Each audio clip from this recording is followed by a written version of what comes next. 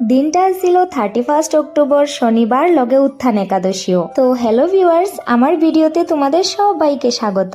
আর আমার যে লগে আছে তাই হইলো আমার কলিগ, আমি প্রাঞ্জুবা কইয়া ডাকি। আমরা উভয়ই এক পথেরই যাত্রী। ও যাইবো হইলো ওর হাজবেন্ডের বুকাজানে থাকে বুকাজান, আর আমি যাবো আমার বাবার বাড়ি। আর বাবার বাড়ি যাওয়ার কারণটা হইলো দেব উত্থান একাদশী আছিল, আর আমি একাদশী রাখছিলাম আর নিয়ম মাসেরও শেষ দিন, তো ওইখানে বহুত সুন্দর বড় করে কীর্তন হয়।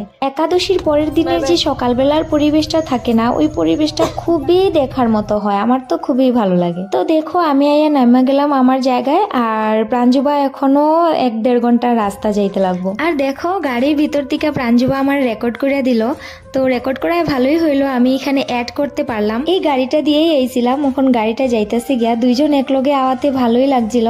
তারপরে ভাই আইলো আমার নিতে, তো ভাইয়ের লগে আমগো গ্রামের সুন্দর পরিবেশটা উপভোগ কইরা কইরা ভাইয়ের লগে যাইতাছি, আর কত ধরনের গল্প কইরা কইরাও যাইতাছি। দেখো আমরা গ্রামের ভেতরে ঢুকাও পড়লাম, এটা আমগো ক্লাব। আর চারিদিকে এই ধানের ক্ষেত দেখো, খুবই সুন্দর লাগতেছে। এই ধানের ক্ষেতগুলা দেখা দেখা তো বাড়িতে আয়া পড়লাম। এই যে মন্দির, এই মন্দিরেই কীর্তন হয়। আর দেখো আমার এই যে একটা ভাইপো এত দূরে দূরে পাগল হয়ে গেছে গিয়া একেবারে, আমি আইছি মানে খুবই খুশি পাইছে। হ্যাঁ দেখো দৌড়াইতেছে, পড়বো নাকি এটার খেয়াল নাই। দেন আয়া পড়লাম বাড়িতে, আর সারাদিন একাদশী লেগে উপবাস আছিলাম, তো ঘরে মা বানিয়ে রাখছিল সবজি আর বাদাম ভাজি, তো এটাই খায়া পেটটারে শান্ত করলাম।